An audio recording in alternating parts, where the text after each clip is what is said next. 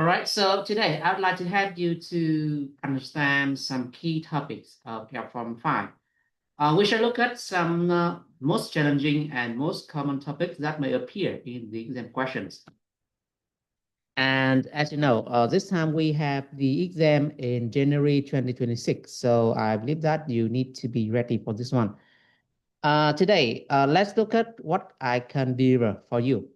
First, I will look over some key topics like about the iterative and distributive approach. Second, about the balance of power in negotiation, including the personal power, organizational power. And third, we have the cost and price analysis, including costing methods like accident costing and marginal costing. And then we should look at certain micro and macroeconomic factors like supply, demand, and price elasticity.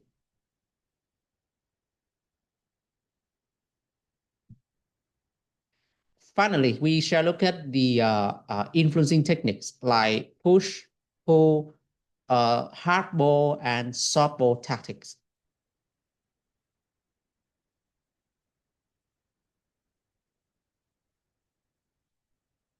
Now, I hope that you can hear me clearly, and I will start with the first topic here, integrative and distributive approaches, where I summarize about the key content of this and how the question may come in the exam.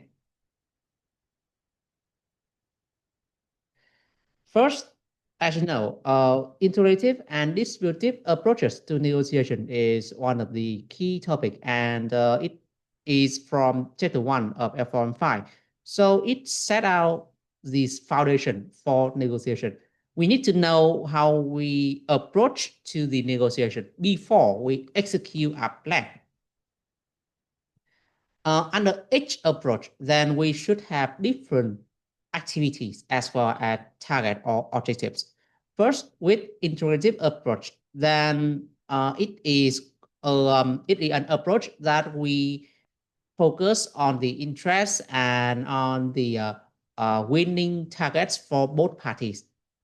And we need to offer the creative solution to satisfy every parties in the negotiation. Therefore, under this approach, we need to understand our problems as well as their problems, and also about to generate the possible options. This may take a while. It may take a long time to both discover the problem and then create the solution or generate the solution and then execute that. So for integrated approach to win, then we need to spend considerable time to think about it.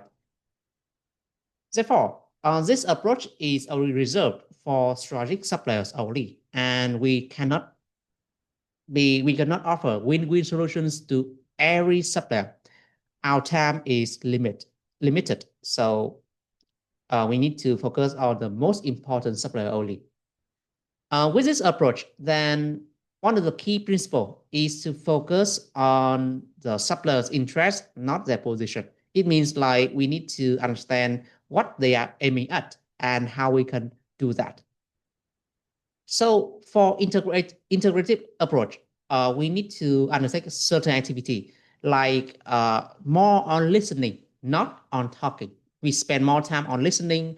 We need to invest in emotional intelligence and try to understand the key problems. Also,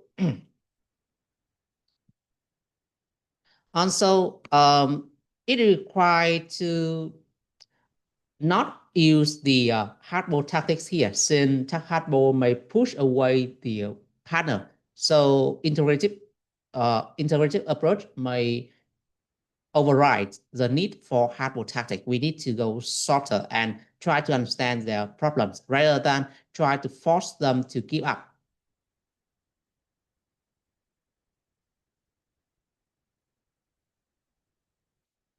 Second, with the distributive approach, then this is more common, and I can call it the win-lose approach.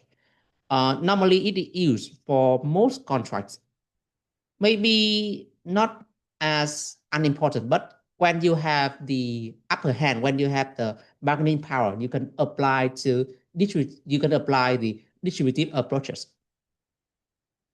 So the objective here is to maximize our benefits, and we don't need to care about the other one. However, you should not put your hand too heavy. You should not use your hand too heavy. Otherwise, that may backfire, and other suppliers you may not have good reputation among the suppliers. So for distributive, then we should understand that we have some limit, although we want to maximize our benefit, but we need to have some limit and also protect the relationship along the negotiation. Under this approach, then we need to discover our objectives and try to identify whether the supplier is ready to keep up certain concessions, and then use your best effort, like using the tactics, using different ways to get that objective. But however, we should not overuse this approach. Otherwise, it may backfire and it may isolate our buying organization.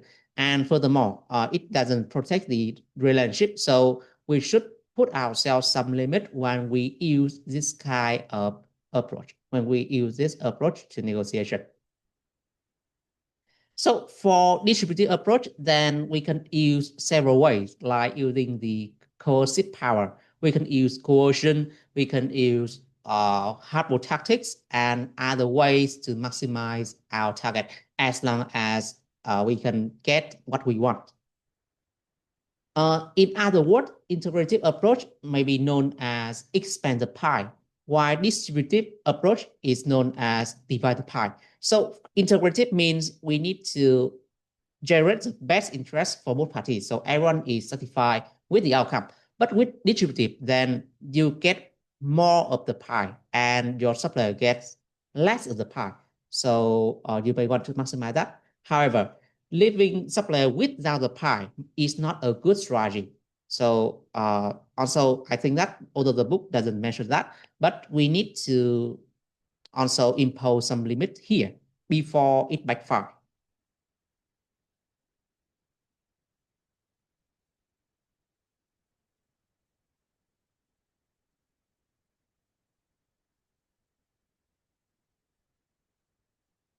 Second, as you know, then power may play significant role in negotiation.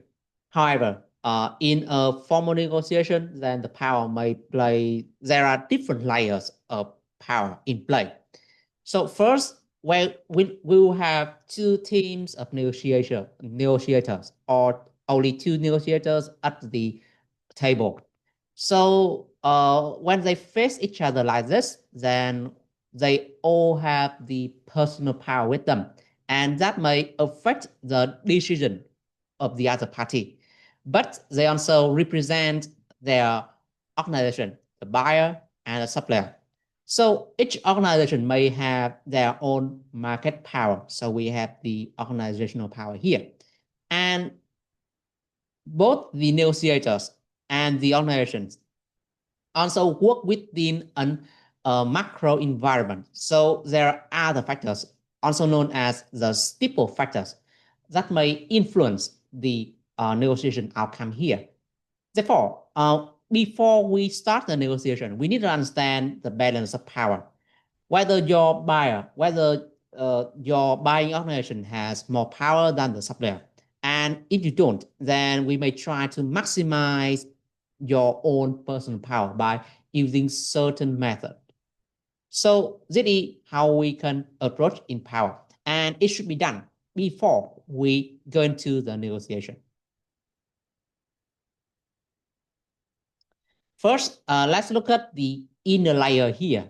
We have the power among the negotiators. According to a study, then there are several sources of personal power here.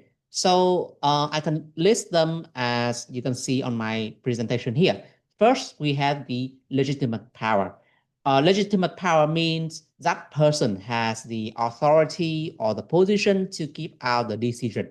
So he or she may have the official authority to decide something.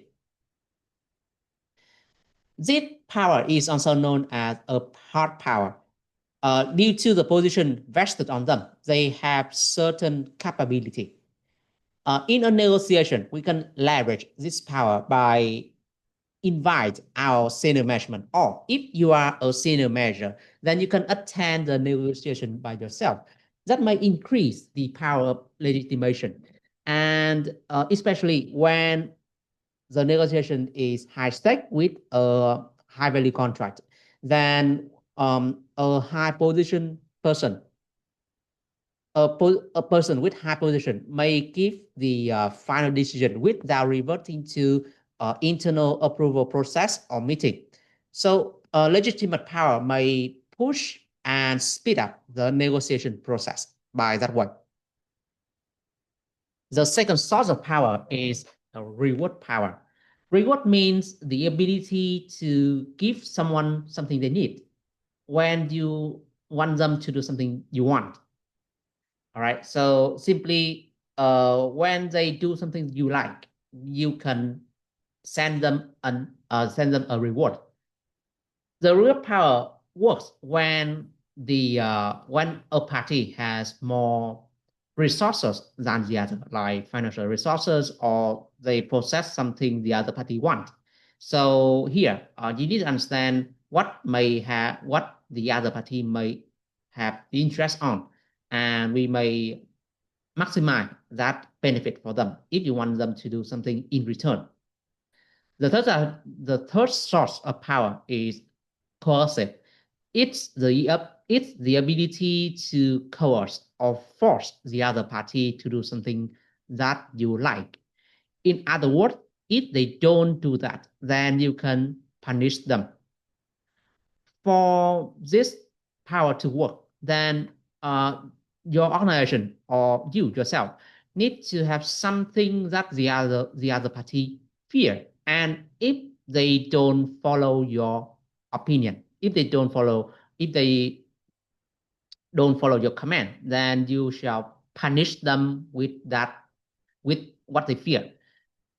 And uh, a specific example here is that when the supplier doesn't conform with the KPI that we set out in the contract, or they don't agree with the contract, then we can have the power to reject them as the supplier, and we may not extend our contract and maybe ban them from attending the contract in the future.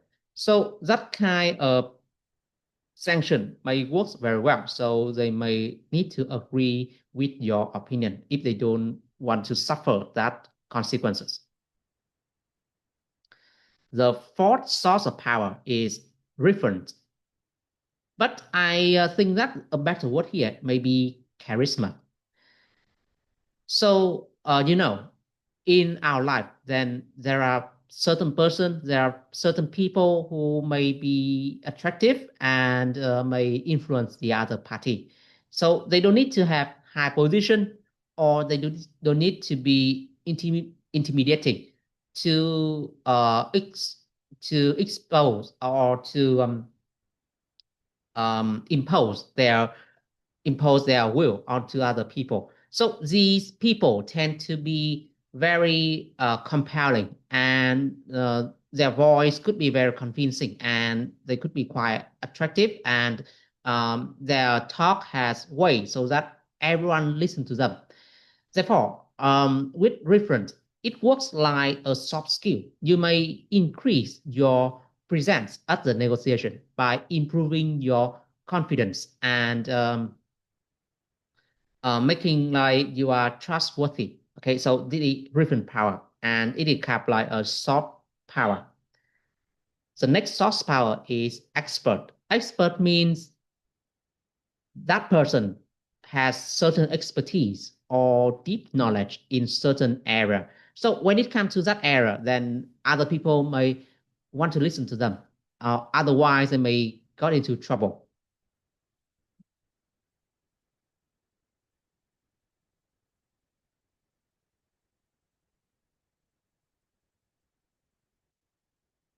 So in a negotiation, we may need to invite certain expert.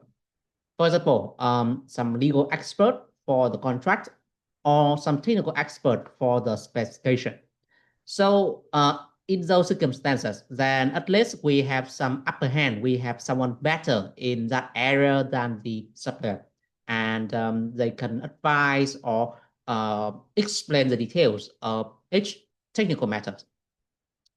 Finally, we have the informational power. Information here is a little bit different from the expertise. Information means something that you know, that and it may give you certain advantage on the negotiation table.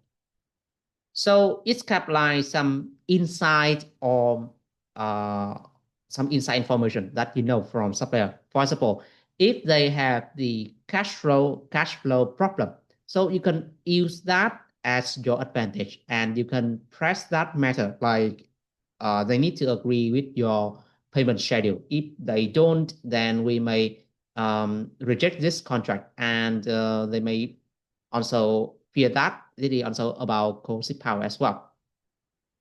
So informational power means we can use certain information, certain piece of information for our advantage, and force the other party to follow our command, or force the other party to make concession. But this is just about personal power. The thing is, before the negotiation, you may want to try maximize your personal power. At least this is something that you can do. However, personal power may be dropped by organizational power. Uh, as you know, then the negotiators may represent their own organization on the table. So they don't have the, they may also represent the power that organization has. And for the buyer and the supplier, we can consider about the power within the Porter's five forces model. Here, as you can see, we could see a lot of questions about what could be or in which circumstance then the buyer or the supplier has more power. So the rule is pretty simple. We decide the power of buyer and supplier based on some determinants like about the size and the number or the concentration of the buyer and the supplier. As a rule, then when we have more suppliers, then the buyer has more power and vice versa. Okay. Also, well, the same thing with the number of buyers. Second, the size of order and the differences, the quality differences may work in the same way. The more homogeneous the quality is, then the more power the buyer has, and vice versa. When we have much quality difference, then the buyer is at disadvantage. It is at disadvantage, and we have other determinants as well, like the urgency of the order. Or here you can see that we have the price sensibility or the ability to substitute and the switching cost. So price sensitivity means whether the buyer is sensitive to the price or whether they decide their buying decision mostly based on the price. If they do, then the supplier has no reason or they have very limited power to increase the price and charge higher margin. So they may need to back down. Okay, so it may increase the power of the buyer. Or about the buyer information availability. If the buyer knows more about the market, about supplier, then absolutely it may increase their power. And if the switching cost from one supplier to another is high, then the buyer is at disadvantage. So before the negotiation, we may try to shape the balance of power here. We are the buyer, so we want to maximize our advantage although the size of the company may be small, but we may try to compensate that by looking for more standardized products so that we may have more options. Or we may try to study more information, do the market research so that we may have the informational advantage. And we may try to switch to another specification so that we may have the ability to substitute without buying from one source only and keep and put ourselves in a constrained situation. So therefore, with each situation, then before we design a negotiation, we may try to look at the alternative and other options so that our power is not so weak compared to the supplier, and we can try to maximize our personal power as well by practice with the skill, with the emotional intelligence, and with the preparation as well. Okay, so this is about power.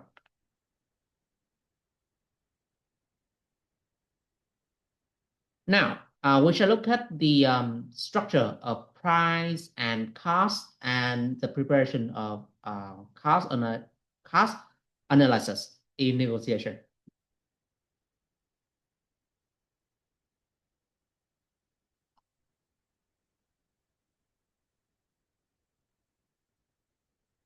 Actually, when we decide to purchase something, we always look at the price. This is very obvious.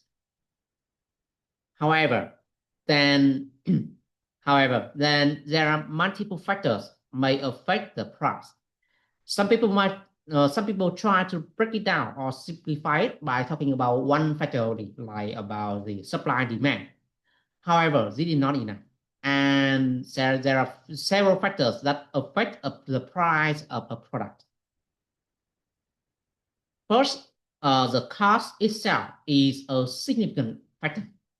No manufacturers or no seller want to sell their product at the price lower than the cost. They want to have a markup or margin. So they always consider about the cost and charge a markup on the top of that. But they also have the strategy. They also have the target for the customer. Sometimes they accept that they need to sell at a loss, but that is their strategy only. And in the long run, they must sell their product above the cost. And other factors may be the stage of the product within its life cycle. If the product is early in the life cycle, then they may have different pricing strategy rather than in the decline stage. The external factor may also influence as well. First, we have the macro factor like within the steeple about economic or political factors. And the supply demand, it may also shift the equilibrium toward higher price or lower price. We also have price elasticity that may decide the rate of change of the price and the customer perception. The customer may feel that certain product has certain value. They always have that fair price in mind. So when we sell a product or when we buy from a supplier, we need to understand what could be the perception here and what could be the perception of the seller so that we can try to find a middle ground and make it a part of negotiation.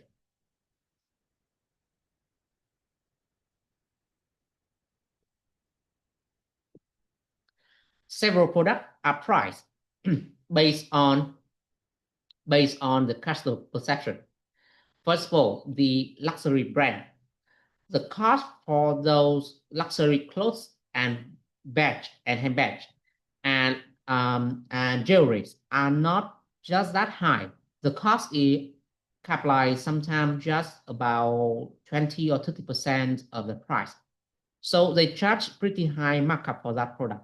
However, the customer here understand that the design and the name of the brand may have a huge impact on the price, and they want to get that special product at a higher price. So the luxury brand often sell those products at pretty high price based on the perception, not based on the cost of production. As you can see, there are several internal and external factors affecting the price here. So when we prepare for negotiation, we need to examine all of them. And in the exam, you may also see the question about internal factors and the external factors of the that determine the price.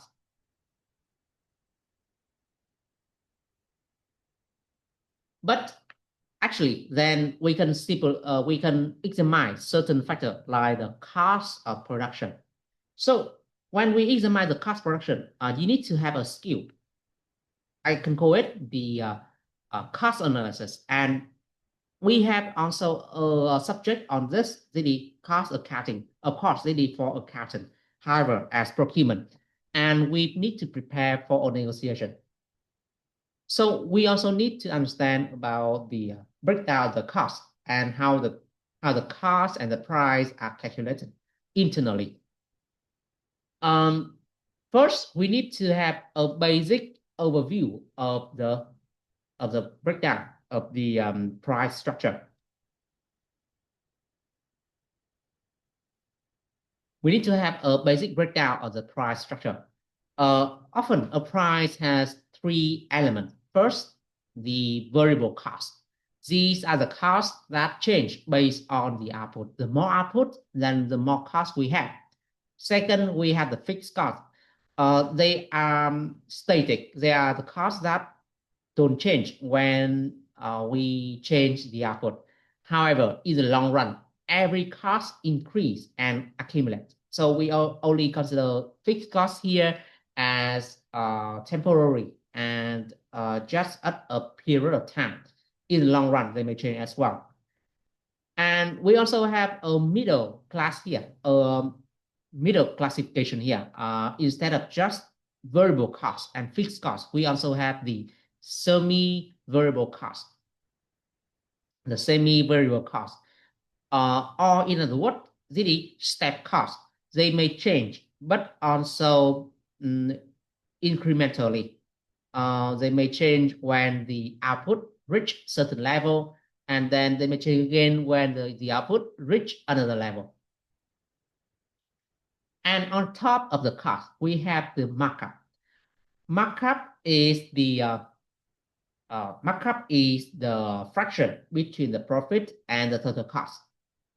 And the margin is the fraction between the profit and the unit price or the selling price. So the markup is the final thing an organization adds to their total cost. They want to sustain their own business operation. So they need to put on a decent markup, maybe 10%, 20%, or 30%, depending on the industry.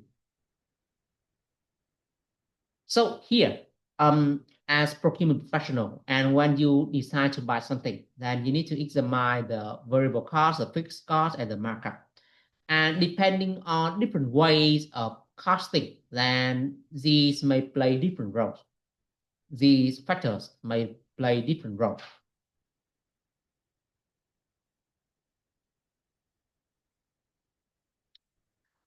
Normally, we have three costing methods. The most basic are the asset costing or traditional costing and the marginal costing.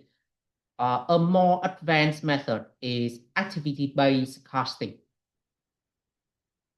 So on my slide, I introduce the asset costing and marginal costing.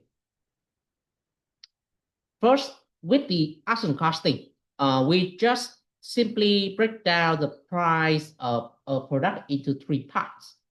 First is the variable direct cost. This one is pretty easy to calculate. Just look at the materials and the direct labor spent on a single product. And then we can understand that they must be the cost for that product, and that is variable direct cost. For the fixed cost, then we take the total fixed cost per period divided by the estimated production. So with this method, then the fixed cost here are allocated among different units of production. And for certain product, then we take the total fixed cost divided by the total total production of that product. And finally, when we add all of those costs together, we have the total cost. And then we can add the markup here to make it the final price. To illustrate this method, I may have a small example here. Okay, I need to have the example before that question.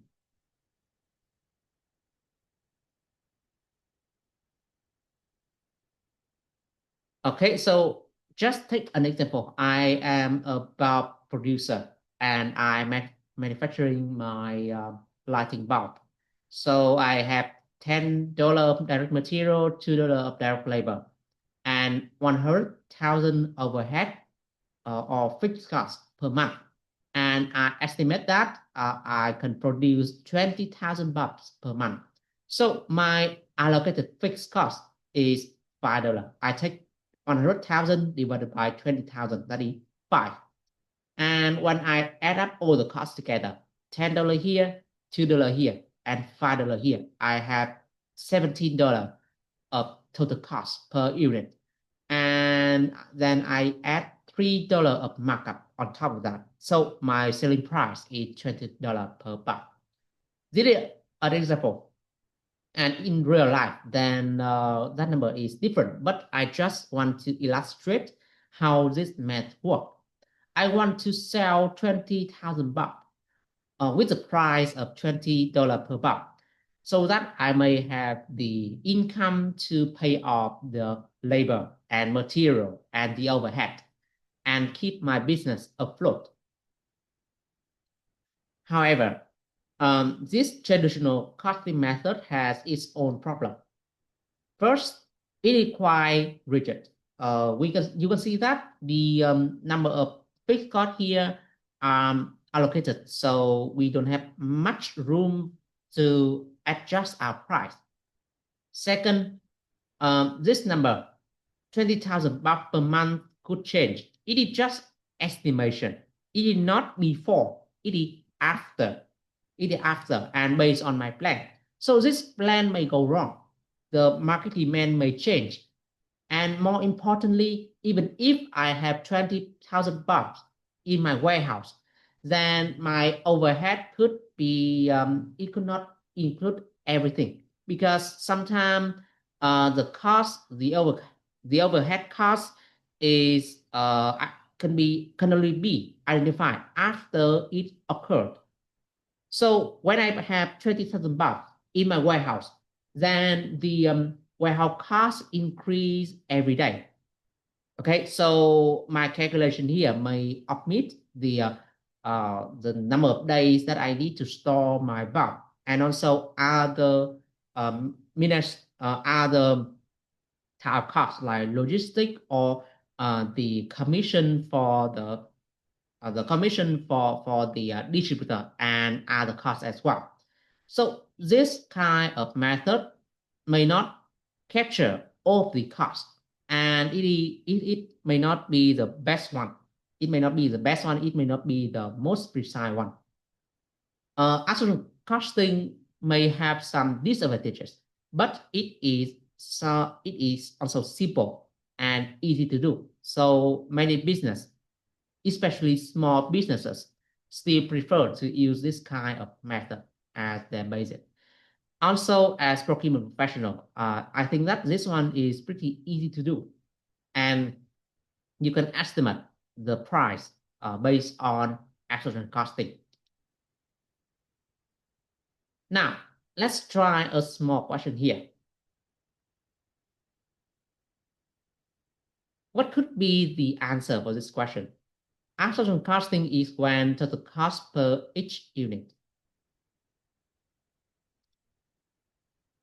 Yeah, sorry, I don't like to to receive the recording request here, because you always receive the recording after we done this meeting and on Monday. Okay, I have your email, so it will be delivered to your email. Don't worry.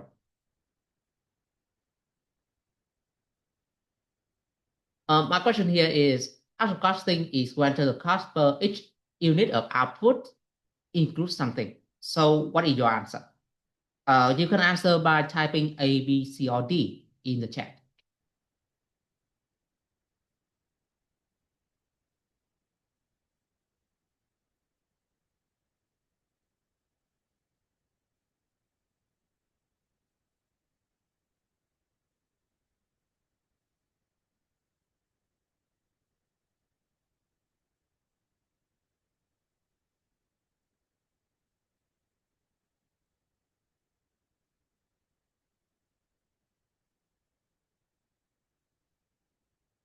What is your answer here?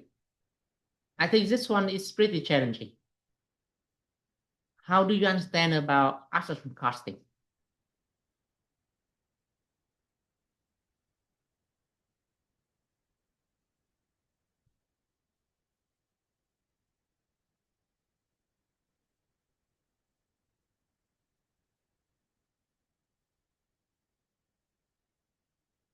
No answer? Just type down A, B, C, or D in the chat, in the chat function here.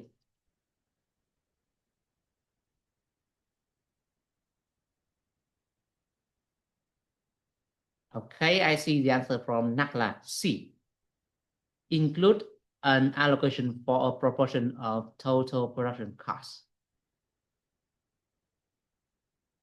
Chico C assume it's A. An allocation towards the activity cost of its creation.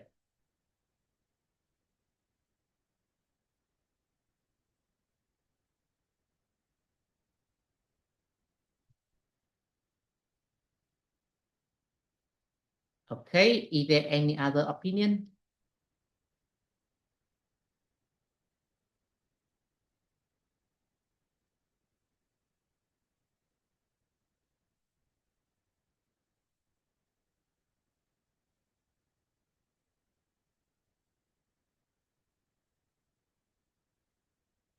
Is there any other opinion? Noah also thinks C.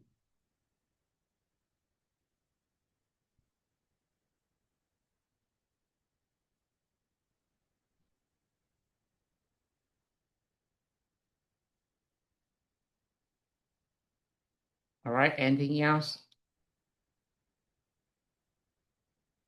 Now, I think that I need to examine each option separately. First, an absorption costing is when total cost per each unit of output. Here, total cost per each unit of output includes what? Okay, A, includes an allocation toward the activity cost of its creation. It doesn't sound right. So we need to have the allocation. We need to have either first markup, second the variable cost, and third the allocation of overheads or the fixed cost. So first, activity cost, not really, because activity-based costing already do this, and they did not assume costing. Now, C, includes an allocation for a proportion of total production cost. An allocation for a proportion of total production cost. Okay, do you feel that it's all true? Allocation for a proportion of total production cost. I need to pre-interpret this sentence. Okay, so we need to take a part of total production cost. All right, so a part of total production cost, but more importantly, which part? Right, so it's just like mumbling around, and it doesn't sound right a true answer. And finally, include an allocation of producing an additional unit. No, not true. We don't just produce an additional unit. We need to produce in batch. So the best answer here is B. Include an allocation toward indirect cost used in its creation. With the overhead, with fixed cost, then overhead costs are indirect costs, and certain most indirect costs are fixed. So this may be the best option.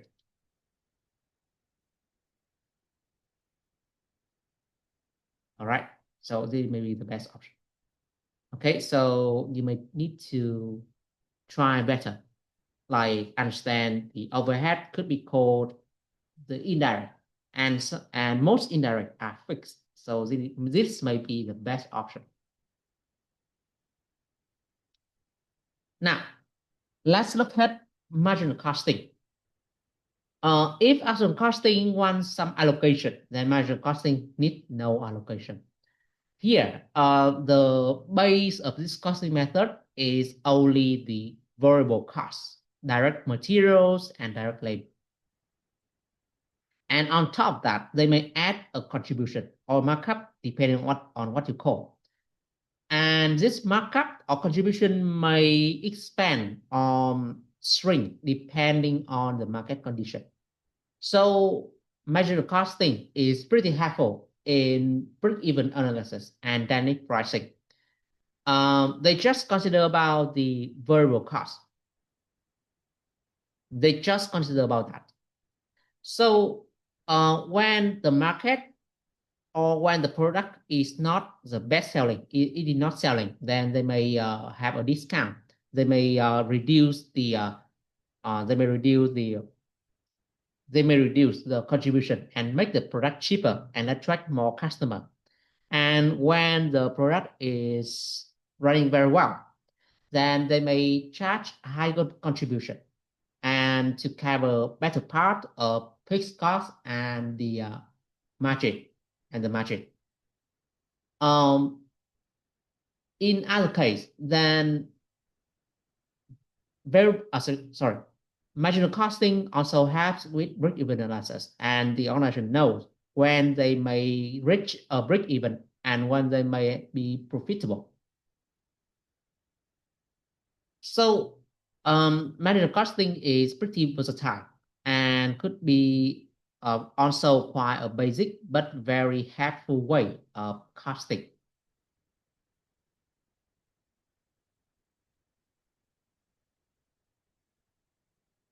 Okay, now we shall examine the macro and microeconomic. So before I start, then I need to say this. Macroeconomic study about the economic condition for a whole country or a region like Europe or Africa. And they try to examine some very big factors like aggregate supply demand, the GDP growth, employment, interest rate, and how they impact or how they influence each other. While macroeconomic only focus on specific industry and the normal supply demand of that industry, and it also examines different types of market. But today, due to lack of time, we only look at the supply demand and also the price elasticity.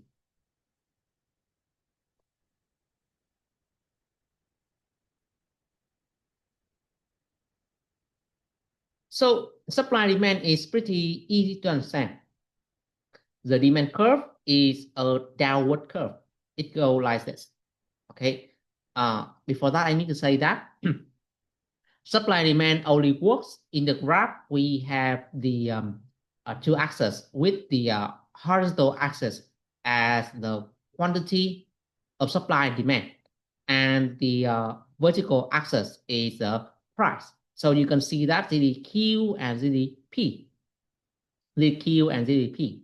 So as a rule, then when the price is higher, then the quantity of demand is lower.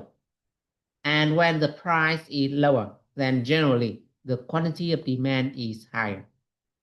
All right, so the demand curve is a downward curve, and vice versa. When the price is higher, then the quantity is also higher. That is supply. When the price is higher, then the producer has the incentive to produce more. So the supply curve is an upward curve. It is an upward curve. And since they go into two different directions, these curves go into two different directions, so they meet each other at a point known as equilibrium price. This price reflects the balance of supply demand, and this is how the market decide the price. They decide how much a product worth and how much we should pay for the seller. The demand may be weaker and shift to the left, or it may be stronger and shift to the right. The same applies to the supply. The supply may be stronger due to technology or due to more abundant labor. It may be shifted to the right, and or it can be shifted to the left due to weaker due to economic condition like less capital or capital flight and stagnant technology, etc. So the equilibrium price here only capture it is only a snapshot of the market at a time, at a point of time, and it may change due to supply and demand factors. So before we negotiate with the supplier, then we need to examine the market supply and demand and see how they may move or change in the future.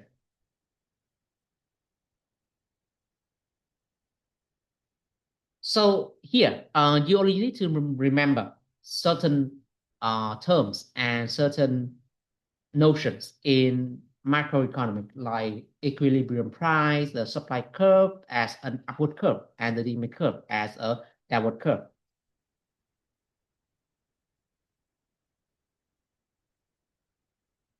Now, let's look at the price elasticity. The price elasticity means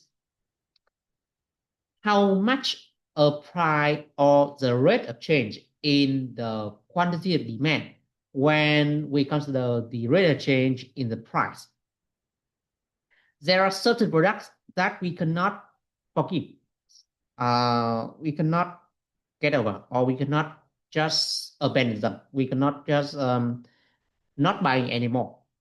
So, for example, food and water, and also shelter. Everyone must have food, must have water, and must have shelter to sustain themselves, to just keep survival, just keep to survive. That is the basic needs. And even though the price for food, for shelter, and for water may increase, but the demand may not change much. So this is known as inelasticity. Otherwise, other fancy fashionable product like a watch or some smartphone may have more elasticity. A small change of price may induce a big change in the quantity of demand. So it's all about the relationship between the change in the price and the change in the quantity of demand. So for more inelastic demand, then the curve here looks like more upright. It looks like more upright. And for more elastic demand, it looks like more horizontal. But maybe most of the product we see on the market right now is unitary elastic. So the change in the price and the change in the quantity of demand is largely the same. Okay, you can see this. So when they are the same, then it looks like a 45-degree curve. When the demand is inelastic, it doesn't change much. They'll change the price that induce similar change in the quantity. Then it looks more upright. And for elastic demand, then it looks more horizontal. It's like more on the horizontal line. Okay, so this it works like this.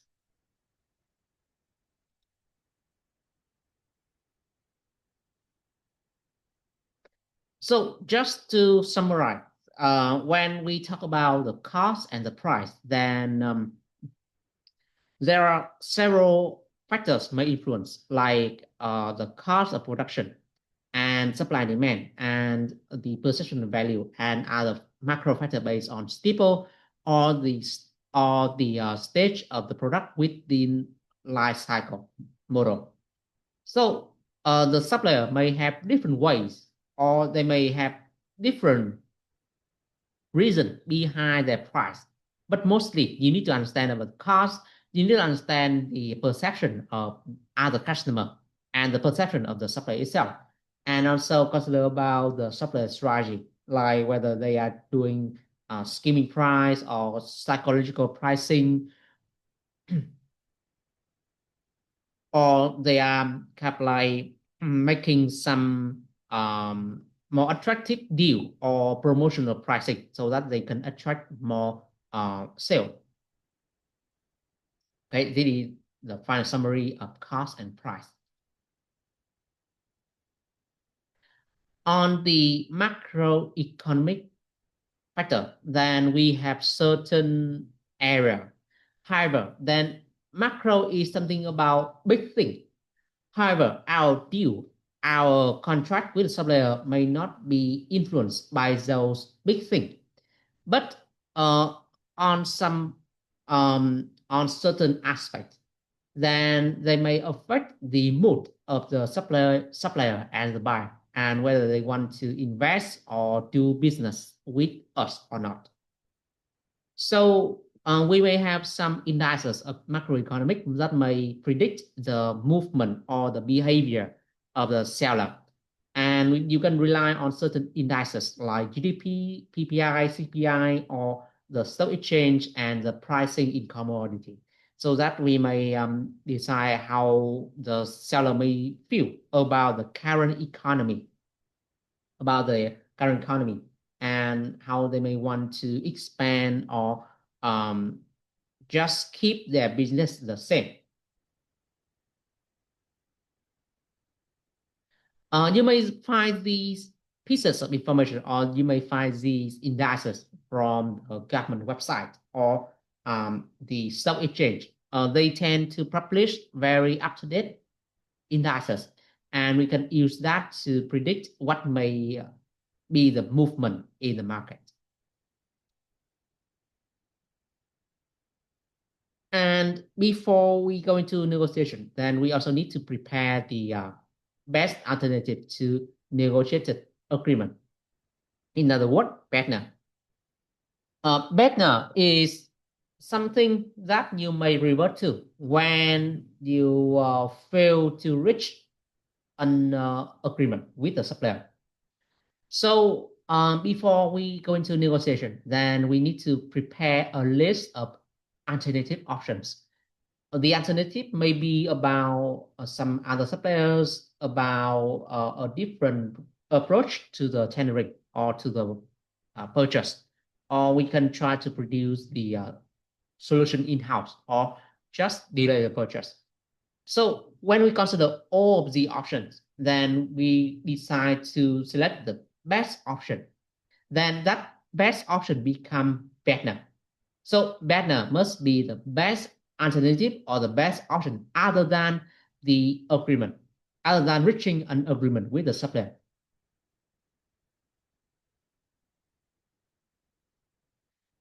Therefore, with banner, when we have the banner, we may feel like more confident when we talk with the supplier, simply because we know that even if we fail, then we have some other option. But banner must be quantified. In other words, you must know the value of your banner.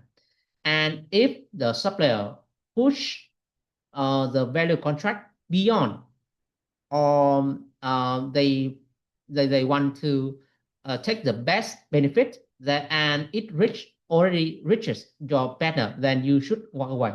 The reach of banner or reaching to banner is your walk away point. When you don't want to talk with the supplier anymore and you revert to your banner, to your alternative. Okay, this is about banner. And when you prepare for negotiation, then not just prepare a target in a point, but must be in a range. We have the MIL criteria. MIL stands for most intent like. Most is the minimum acceptable point. That is the better. Intent is the most likely target, and the like is the most preferable income. Most preferable outcome. So when you understand about your MIL and you understand about the supplier MIL, then we have two ranges. And when we match these ranges, then we may have the ZOPA or the zone of possible agreement. This is the zone that you may reach an agreement with your partner, with your supplier. Now, we shall look at the different techniques in negotiation.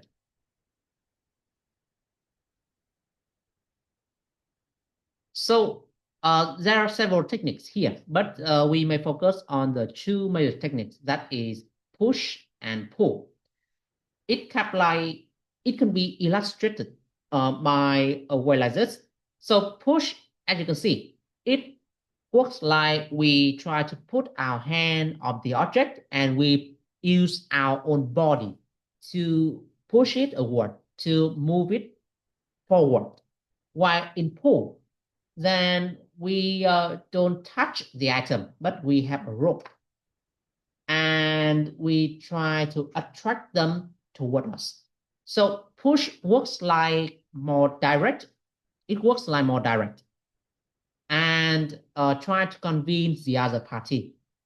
As you know, when someone is trying to sell you something and they want it badly, then we can call them pushing. They are pushing too much. It means like they are trying too much. They are convincing us too hard. So with push, we have several techniques like logic, convince, using logic to convince, or using a threat or intimidation to convince, to force the other party, or use hardball tactics.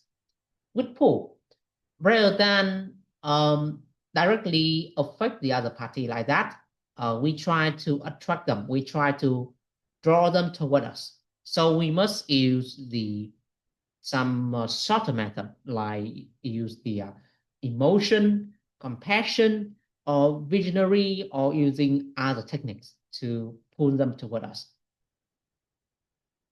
Therefore, with push, we have several hardball tactics like good cop, bad cop, or no job, or take it or leave it, or highball, lowball. It kind of like trying to get the other party agree with you, and we try our best to do that. And we doesn't conceal that. We want them to do something for us. Okay, that is push. So all of these hardball tactics are push. While with pull, we try something shorter and maybe give them some kind of like natural way to agree with us. So the pull technique here may include the framing and reframing. That means like instead of saying the matter in one way, we say it in another. We try to tell our own story instead of frame that this deal is good for us, then we try to frame that this deal is great for them. It is great for them, not just good, but great or wonderful for them. Okay, so that is framing. Or we may try to be their friend and then lead them to agree with us. That is pacing and leading. We try to pace with them. We try to synchronize with them. We try to agree with them and make us one of their folk. And then when they feel that you are among them, then you can lead them into agreement using the mutual value or something like that. or we can use anchoring, suggesting certain number, suggesting certain value that may be sticky to them, and then try to draw them toward the agreement. Or maybe also shorter, that is consultation. We invite them into a board that also receive the same information and also join into making decision. Or coalition, instead of kind of like convince the other party ourselves, we create a network and we try to find out other champion, and together we and that champions may work together to convince the other party. That is coalition.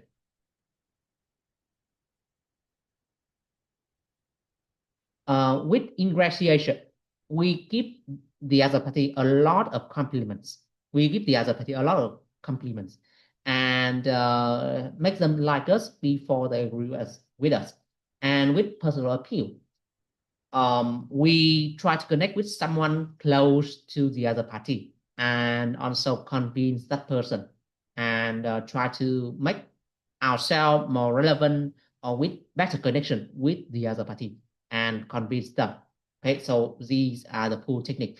They are shorter, they go around, they may take a lot of time to convince the other party, but they may get a stronger buy-in.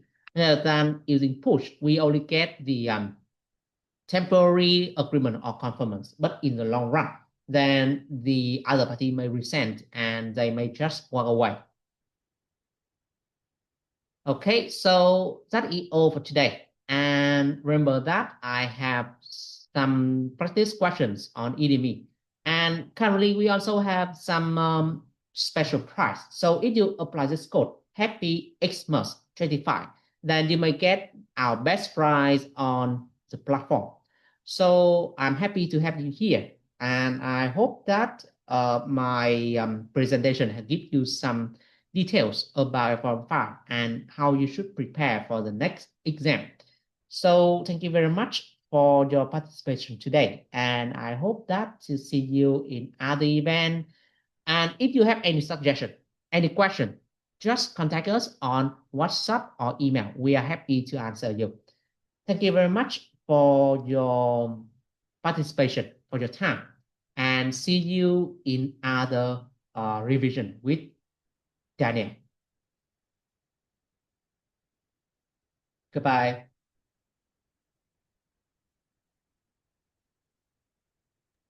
Thank you.